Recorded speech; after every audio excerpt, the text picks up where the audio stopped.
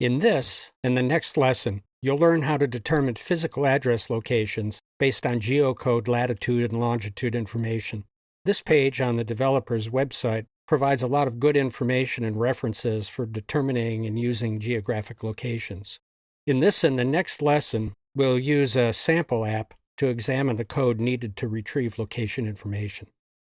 We'll use the Location Activity sample app included in the Working Files Samples workspace. You can use it from the working files or download it yourself. To download it, in the training group on the developer's website, go to the Making Your App Location Aware section. Off to the right, you'll find a button to download the sample app.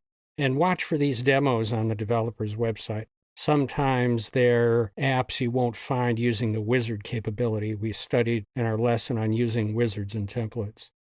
So click the download button, and you should see the app download onto your computer. And then you save the file to a folder on your computer. I put mine here in this Location Aware Example folder.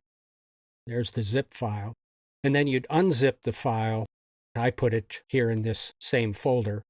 You see it there. Then go to Eclipse and use the File, New, Other, Android Sample Project from existing code. Click Next. And then you'd find the file on your computer wherever you've put it. And you see here, I've pulled it up on my computer. You'd click OK.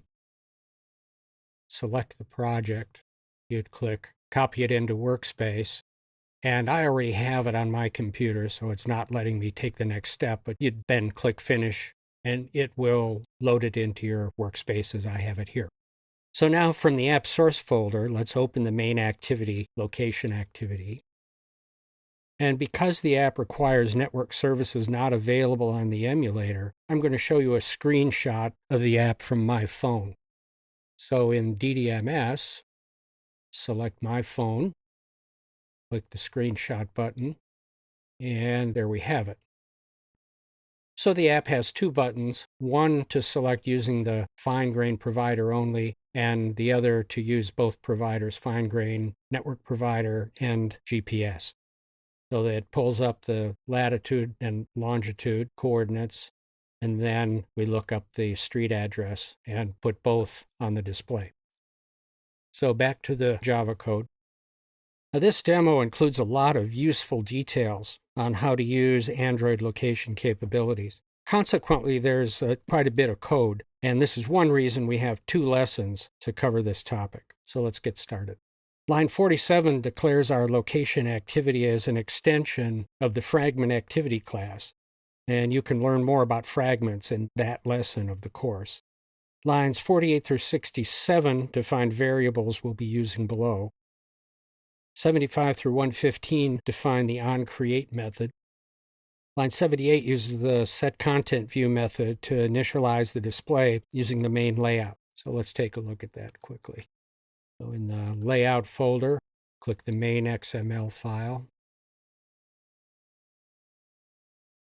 And lines 17 through 20 define a linear layout.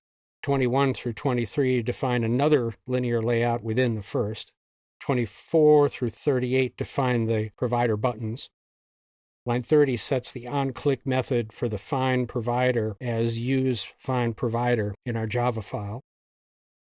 Line 38 sets the onClick method for using both course and find providers as use course find providers in our Java file.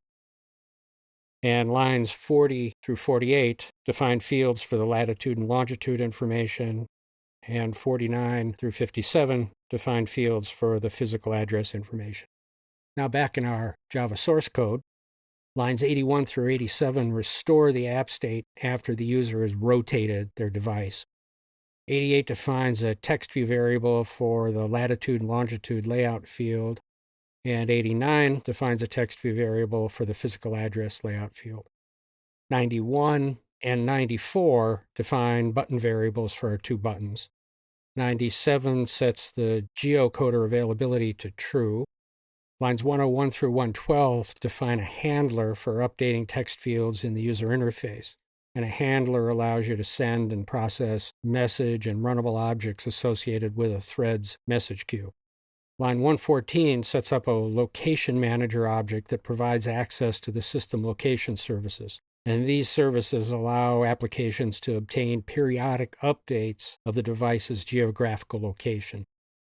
Lines 118 through 123 define the onSave instant state method to restore the user interface states after device rotation.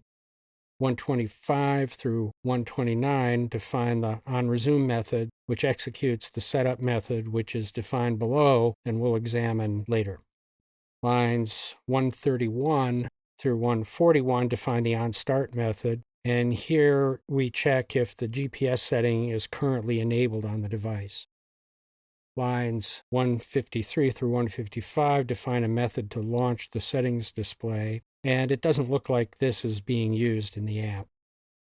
And lines 159 through 163 define the onStop method that removes the listener from the location manager. And that's the end of the Part 1 lesson on determining locations. Let's move on to Part 2 in the next lesson.